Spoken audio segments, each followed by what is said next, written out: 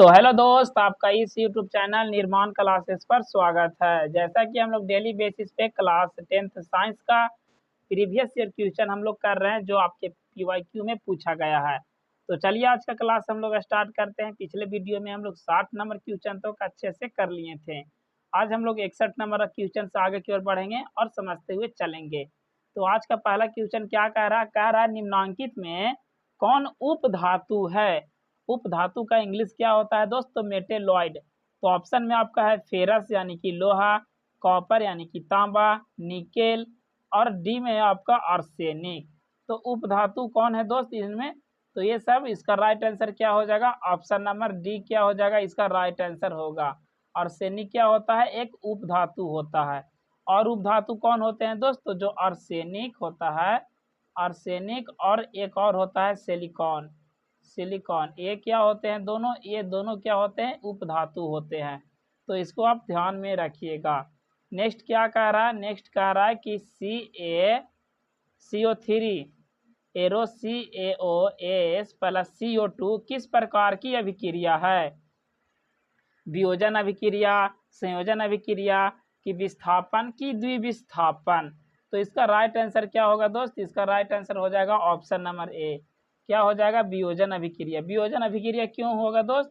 क्योंकि इसमें एक अभिकारक जो है टूट कर क्या हो रहे हैं? दो में विभाजित हो रहे हैं। जैसे CaCO3 टूट कर किस में बन रहा है? एक CaO बन रहा है और कार्बन डाइऑक्साइड CO2 बन रहा है।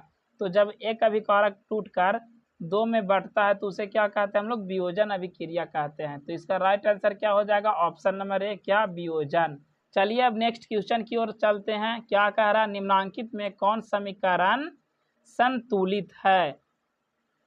तो इसको संतुलित करना है दोस्त। तो इसमें राइट आंसर इसका क्या हो जाएगा? ऑप्शन नंबर बी इसका राइट आंसर होगा। संतुलित क्या कहते हैं? तो इसमें क्या होता है? दोनों ओर परमाणु संख्या सभी का क्या हो? बराबर होता है। तो वह क्या कहलाता है? बैलेंस कहलाता है। तो इसको चलिए हम लोग देख लेते हैं। इसमें जिंक इस साइड कितना है दोस्त? जिंक का वैल्यू 1 है और हाइड्रोजन 2 है और क्या सल्फर 1 है और ऑक्सीजन 4 है। इधर देख लेते हैं ZnSO4 यानी जिंक का एगो है, S 1 है और O यानी कि ऑक्सीजन का है 4 परमाणु है इसका और हाइड्रोजन का 2 गो। तो देख सकते हैं कि दोनों तरफ क्या है? इसका जो परमाणु की जो संख्या है सभी क्या है? समान है।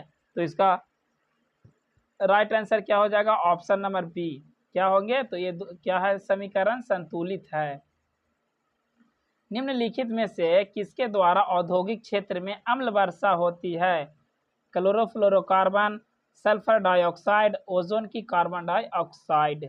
तो इसका राइट आंसर क्या होगा दोस्त? इसका राइट आंसर हो जाएगा ऑप्शन नंबर बी। किसके कारण? तो सल्फर डाइऑक्साइड SO2 के कारण। SO2 क्या करता है दोस्तों? यह नमी के साथ अभिक्रिया कर क्या बनाता है? सल्फ्यूरिक अम्ल बनाता है, H2SO4 बनाता है और अम्ल वर्षा के रूप में ही क्या होता है? H2SO4 बरसता है। तो इसका राइट आंसर क्या होगा दोस्त? Option number B, sulphur dioxide. आवर्त सारणी के किसी समूह के सभी तत्वों की संयोजकता होती है? समान, भिन्न, ए और बी दोनों की, इनमें से कोई नहीं। तो इसका राइट आंसर क्या है? ऑप्शन नंबर ए इसका राइट आंसर होगा। क्या? तो समान। आवर्त सारणी के किसी समूह के सभी तत्वों की जो संयोजकता होती है वह क्या होती है? तो समान होती है। क्वेश्चन निम्नांकित में कौन शराब के रूप में उपयोग में आता है? एथेनॉल, मेथेनॉल, सिरका की मेथेनोइक अम्ल। तो यानी शराब के रूप में किसका इस्तेमाल किया जाता है दोस्त? तो इसमें जो शराब का इस्तेमाल किया जाता है इसका एथेनॉल का हम लोग प्रयोग, यानी कि शराब में एथेनॉल रहता है। एथेनॉल का फॉर्मूला क्या होता है दोस्त? C2H5OH। तो इसको भी आप ध्यान में रखिएगा। नेक्स्ट क्या हम लोग का कह रहा है? नेक्स्ट कह रहा है कि आवर्त सारणी के तृतीय वर्ग में तत्वों की संख्या कितनी है? तो तृतीय वर्ग में कितना होता है दोस्त? प्रथम में 2 होता है, 8 होता है, 8 होता है। तो इसका राइट आंसर क्या हो जाएगा? 8। कितना होता है? ऑप्शन नंबर डी इसका राइट आंसर होगा। कितना? तो 8। तो अब चलिए आगे की ओर चलते हैं। सौर सेल में किसका उपयोग होता है? यूरेनियम, प्लास्टिक, सिलिकॉन की प्लूटोनियम। तो सौर सेल में किसका प्रयोग होता है दोस्त? तो सिलिकॉन का प्रयोग होता है। सिलिकॉन क्या है? एक क्या है दोस्त, तो उपधातु है, मेटेलॉइड है। एक और उपधातु हम लोग अभी जस्ट यही वीडियो में समझे, कौन, तो आर्सेनिक। कौन, तो आर्सेनिक। तो इसको भी आप ध्यान में रखिएगा। तो जो सोलर प्लेट बना होता है, किसका बना होता है, तो वह सिलिकॉन का बना होता है।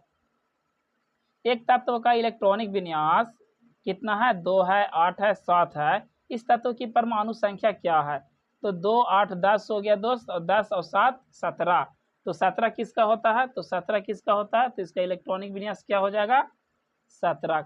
17 किसका होता है, तो क्लोरीन। क्लोरीन का परमाणु संख्या कितना होता है, 17।